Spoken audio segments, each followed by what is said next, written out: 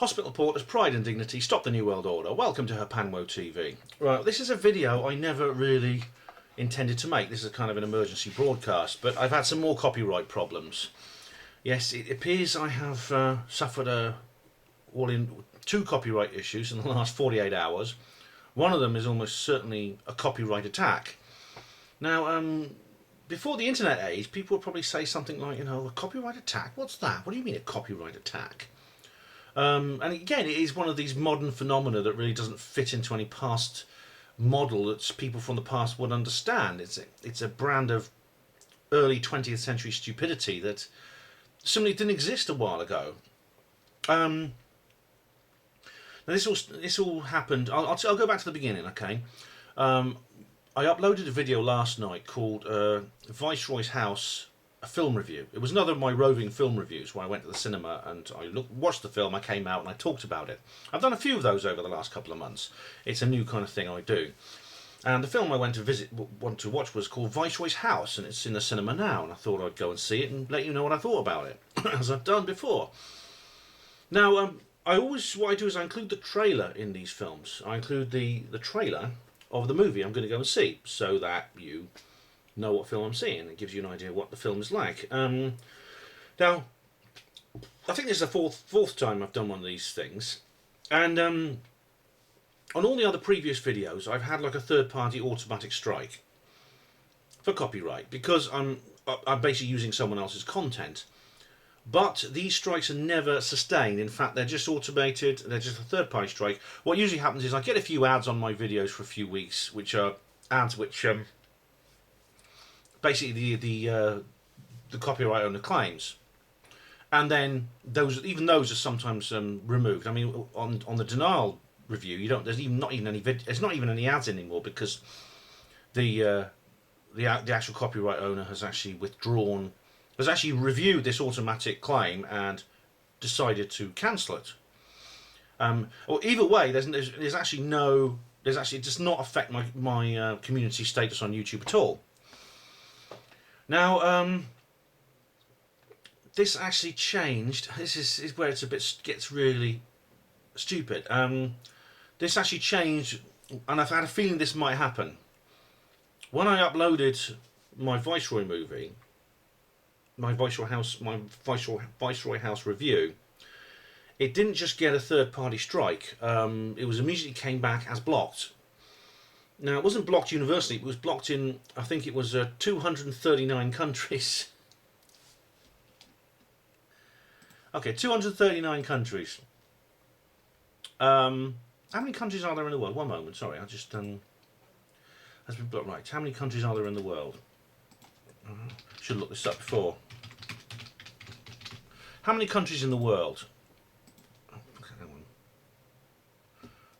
196 countries. Oh, so it's actually blocked in, what was it, blocked on other planets? I must have got that wrong. Sorry, I've lost the details. But it was blocked in I know it was blocked in over 100 countries. There's only 196 countries, sovereign states on the Earth, though some are disputed. Which means the video was blocked in most of the countries in the world. And for what? It's a bloody trailer. It's a fucking trailer, for goodness sake! It's the whole point of a film trailer, I mean, is that it's open to free distribution. The license for using it should be simply that, you know, you're uploading it for the purposes of within fair use. I mean, it's I can't think of a more open and closed fair use case imaginable. And it even benefits the copyright owner, because the whole point of a trailer is that you put it out to completely free and open distribution so that people will watch it and then want to go and see the movie and buy a ticket from the bloody box office. That's the whole point of a trailer. But the film's producers, which include BBC Films, BIG Pictures, they immediately put in a claim against it, which meant it was blocked in 139 countries. It wasn't 200, 139 countries, which is most of the nations of the Earth.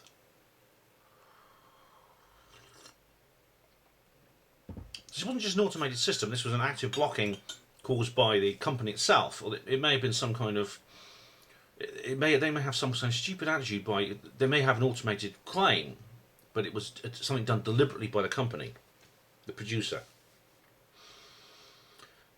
I mean, if you're going to do that, you might as well go to cinemas and sue them because they're putting up posters. They put, you know, if they're going to show a film, a cinema's going to show a film, they put a poster up so the public can see it, and which says, "Come in and watch this movie, Viceroy's House." You might as well sue the cinema for putting the poster up. You don't want people coming in and watching your movie, do you? Just don't tell the public you've got a film showing in the cinema. They might actually want to come in and buy a ticket and see it. You know, you might actually get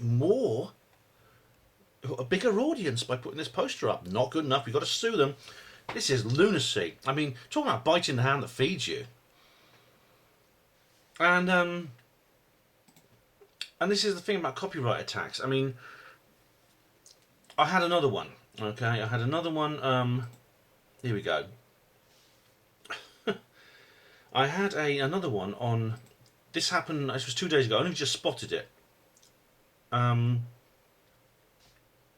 we go. Yeah.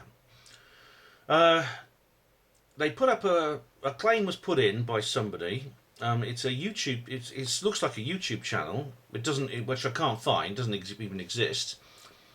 And the company name is TVB. I mean, I don't even know what that is. I googled it, and there's a few references for it, but none which would actually have any bearings on the copyright content of the film.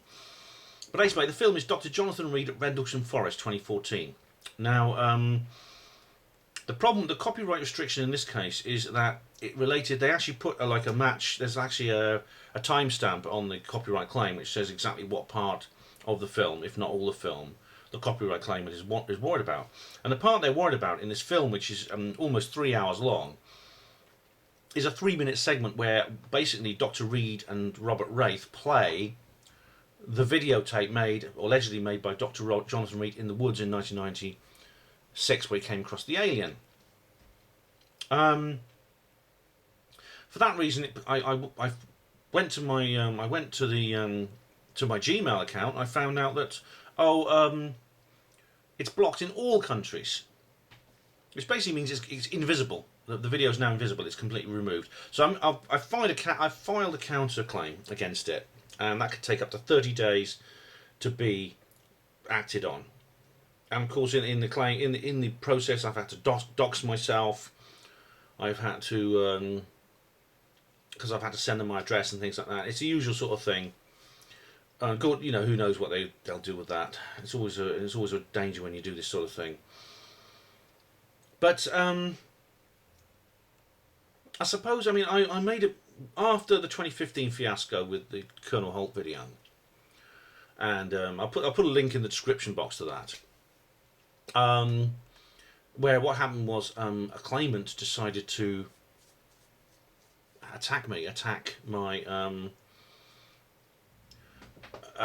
with a copyright attack, which was completely spurious. I mean, it's completely frivolous. And I put in a counterclaim. But what happened was YouTube actually put a copyright strike against my account. They actually sent me a message saying my account was now was restricted because of this copyright complaint. So they immediately assumed that the claimant was correct, and it was my job to prove myself innocent. In which case I had to dox myself to the claimant. So I had to send the claimant my address so they could write to me or come and knock on my door or anything else like that. I had to do that.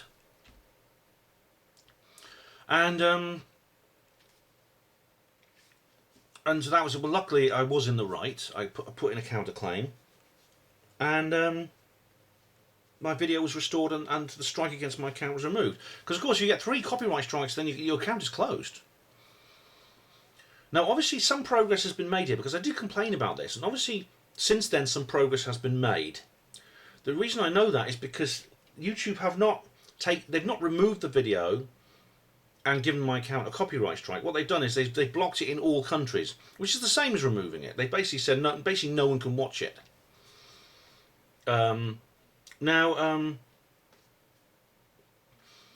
This I think is a step up the ladder, and I don't imagine YouTube did it out of the goodness of their heart. They probably did it because they couldn't cope with the workload anymore. Now, the thing about copyright is, I mean, the purpose of copyright law is to protect a person's intellectual property. And a person who, if you actively abuse someone's intellectual property by stealing it and exploiting it for yourself, then then the copyright owner has a perfectly legitimate right to complain against you. A good example was Bearing, the YouTube user Bearing, who was a kind of anti-SJW YouTube user from Australia. He was using a character. He took a character from a cartoon show, and he used it on his channel. He used it as his avatar, and he also produced merchandise and things like that, coffee mugs, T-shirts, baseball caps, and things like that with this avatar on it. He got a copyright strike against his account. His account was restricted, and he had to basically remove the video. He had to basically start again with new videos and edit them all. That is a legitimate copyright complaint. But I think, I mean, I'm guessing on the figures, but I reckon for every single legitimate copyright dispute, copyright complaint, there are 99 which are completely and utterly false. In other words, they are meaningless. They're done simply as a convenient way to attack someone for an ulterior motive. They're not done for the purpose of any concern over copyright. Most of the copyright complaints are done. I know this because this happens to people all the time. Someone will put out a copyright complaint against you because you're completely frivolous, completely and totally stupid and pointless and not real, unreal. And they'll do it because they don't like you, or you've said something they don't agree with, and they want to shut you up. This happens during truth mobs and things like that. And probably 99% of copyright issues on YouTube now simply are part of that. And I don't think YouTube and probably the staff, has probably reached a level where they can't handle that amount of paperwork anymore. Because these sort of issues can't be sorted out on automation. They do have to get one of their staff members to actually deal with it. And they probably don't have the staff to do it because it's happening so often. So what they do now is far simpler in their case to simply block the video in all countries. Just block it in all countries so no one can see it. That way, they've kept quiet about it. This policy change has happened very quietly. They've done it quietly without telling people, and that's probably because like I say, because they can't handle the workload anymore. So the result of this is the video I uploaded last night. I had a choice. I could submit a counterclaim, which takes 30 days, or I could remove the video and just re-edit it and take the trailer out. I'm going to do the latter. What I'm going to do to my Viceroy's House video is I'm going to re-edit it, take the trailer out, and upload it again sometime in the next couple of days. As far as the Dr. Jonathan Reed at Rendlesham Forest 2014 video goes, I am going to submit a counterclaim. If it doesn't work, then I'll re-edit the episode and put it up. But I mean, this is completely and utterly, it's a completely utterly nonsensical dispute. I mean, it's really ridiculous. I say copyright complaints these days, 99% of them are either non-existent, as I've explained, or they're so mind-bendingly petty that they're inconsequential to the copyright owner, and maybe, ironically, maybe even beneficial to the copyright owner. I mean, the Viceroy's House example is a good one. They've actually put in a copyright complaint against a copyright violation which actually benefits them. Oh, so it's just... I mean, Michael Remedia, he had this song. He has a title song for his videos, which is a really, really old recording of a really old song, which actually came out in, I think, 1929. So they're using a song which is almost 90 years old, and someone is putting in a copyright violation complaint against Michael Remedia because he's playing a 90-year-old song. It's asinine, and it's childish, and it's spiteful, and it is completely and utterly ruthless. It's people who do this just must be psychopaths. So who is? I wonder who is it who's put this complaint on the Dr. Jonathan Reed video? Who is it? Is it you, Dr. Reed? Is it you yourself? Because you are the copyright owner. So I assume it's you. But I mean, I've got no idea what TVB is. It doesn't. It's a meaningless. You've given me a what the actual claimants are a YouTube channel I can't find, doesn't exist, and something called TVB, which is I don't even know what that is. It's certainly not any kind of film production company or anything like that. Why have you done this? Firstly, your claim against me is false because of Section 58 of the Copyright Designs and Patents Act of 1988, and I've actually said this. I've actually said this in my thing. I'll read out what I said, because I actually said this in my counterclaim. I actually explained how it is. I actually put in this counterclaim here, which is, where is it? Hang on. It's yeah. Approval of the copyright holder is not required. It is fair use under copyright law. Now, I don't have the. Where's the details here? I don't have the details here. But basically, Section 58 actually states that it refers to live shows, the filming of live shows. Firstly, Dr. Reed not only gave me permission to film the live show, it was his idea to get it filmed. Him and Derek Savory, the organiser of the event. It was their idea to get it filmed, and Derek asked me to come and film it, and I did. I was there with my camera filming him the whole time. He and Robert Wraith were there, and I filmed their event. Now, afterwards, we had a brief discussion on what we would do with the film, and I said I'd like to upload it to YouTube. He said, well, let's edit it first. Get in touch with me. We'll discuss the various edits we can do. I said okay, so I emailed Dr. Reed and Robert Wraith, and I got no reply from them. So I uploaded it to YouTube in the form I put it in, including a bit of my commentary at the beginning and the end. As you know, if you watch the video, I include some of my commentary. So I mean, he hasn't even written to me. And just if he's got a problem with me doing this, firstly, the video's been up since 2014, and he knows it's been there, and it hasn't bothered him. Now suddenly he's decided he doesn't like it. He doesn't like it being there. He doesn't like this alien video in there. Oh, nonsense! Because under Section 58, I mean, he needs to object before he goes on stage and presents it. This was what happened with my Charles Holt film with Colonel Holt. He needs to object first, and he didn't. In fact, he was actually fine with it. He didn't say to me, "Look, Ben." He didn't even ask me to edit it out afterwards. He didn't ask me to stop filming. Otherwise, I would have stopped filming, but he didn't. So I'm going to dispute this, and so I'm sorry if you can't see the Dr. Jonathan Reed video. Hopefully, it will be restored soon.